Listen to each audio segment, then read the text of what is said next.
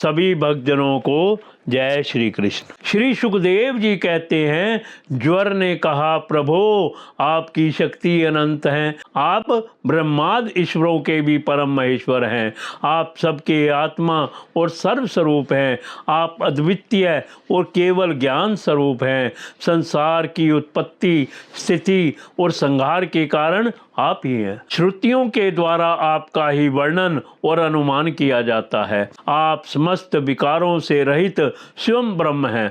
मैं आपको प्रणाम करता हूँ। काल देव अदृष्ट करम जीव स्वभाव सूक्ष्म भूत शरीर सूक्ष्मात्मा प्राण अहंकार एकादश इंद्रियां और पंचभूत, इन सब का संघात लिंग शरीर और बीजाकुर न्याय के अनुसार उससे कर्म और कर्म से फिर लिंग शरीर की उत्पत्ति, यह सब आपकी माया है। आप माया के निषेध की परम अवधि हैं। मैं आपकी शरण ग्रहण करता हूँ।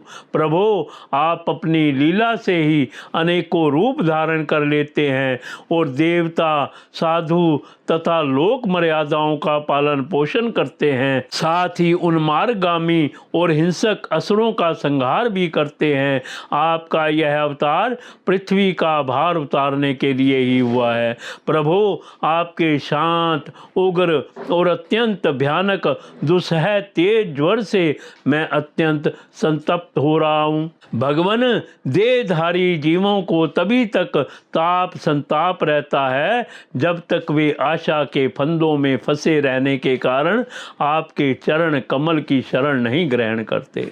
भगवान श्री कृष्ण ने कहा, त्रिशिरा मैं तुम पर प्रसन्न हूँ, अब तुम मेरे ज्वर से निर्भय हो जाओ। संसार में जो कोई हम दोनों के संवाद का स्मरण करेगा उसे तुमसे कोई भय ना रहेगा। भगवान श्री कृष्ण के इस प्रकार कहने पर माहेश्वर ज्वर उन्हें प्रणाम करके चला गया। तब तक बाणासुर रथ पर सवार होकर भगवान श्री कृष्ण से युद्ध करने के लिए फिर आ पहुंचा। परीक्षित, बाणासुर ने अपने 1000 हाथों में तरह तरह के हथियार ले रखे थे। अब वह अत्यंत क्रोध में भरकर चक्रपाणी भगवान पर बाणों की वर्षा करने लगा। जब भगवान श्री कृष्ण ने देखा कि बाणासुर ने तो बाणों की झड़ी लगा दी है, तब वे छुरे के समान तीखी धार वाले चक्र से उसकी भुजाएं काटने लगे, मानो कोई किसी वृक्ष की छोटी छोटी डालियां काट रहा हो। जब भक्त वत्सल भगवान शंकर ने देखा कि बाणासुर की भुजाएं कट रही हैं, तब वे चक्रधारी भगवान श्री कृष्ण के पास आए और स्तुति करने लगे। भगवान शंकर ने कहा, प्रभो आप वेद मंत्रों में तात्पर्याप्त रूप से छिपे हुए परम ज्योति स्वरूप पर ब्रह्म हैं। शुद्ध हृदय महात्मा गण आपके आकाश समान सर्वव्यापक और निर्विकार निर्लेप रूप स्वरूप का साक्षात करते हैं। आकाश आपकी नाभि है, अग्निमुख है और जल वीर्य, स्वर्ग सिर, दिशाएं कान और पृथ्वी चरण है। चंद्रमा मन, सूर्य नेत्र और मैं शिव आपका अहंकार हूँ। समुद्र आपका पेट है और इंद्र भुजा, धान्य आदि ओष्ठियाँ रोम है।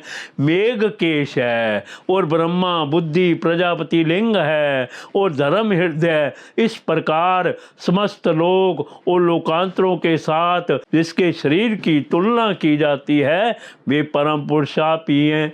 अखंड ज्योति स्वरूप परमात्मन आपका यह अवतार धर्म की रक्षा और संसार के अभुदय अभिवृद्धि के लिए हुआ है। हम सब भी आपके प्रभाव से ही प्रभावान्वित होकर सातों भुवनों का पालन करते हैं। आप सजातीय विजातीय और स्वगत भेद से रहित हैं। एक और अद्वितीय आदि पुरुष है। मायाकृत, जागृत, स्वप्न और स्पष्ट, इन 3 अवस्थाओं में अनुगत और उनसे अतीत सूर्य तत्व भी आप ही हैं। आप किसी दूसरी वस्तु के द्वारा प्रकाशित नहीं होते, स्वयं प्रकाश है। आप सबके कारण हैं, परंतु आपका ना तो कोई कारण है और ना तो आप में काल कारण गणना ही है।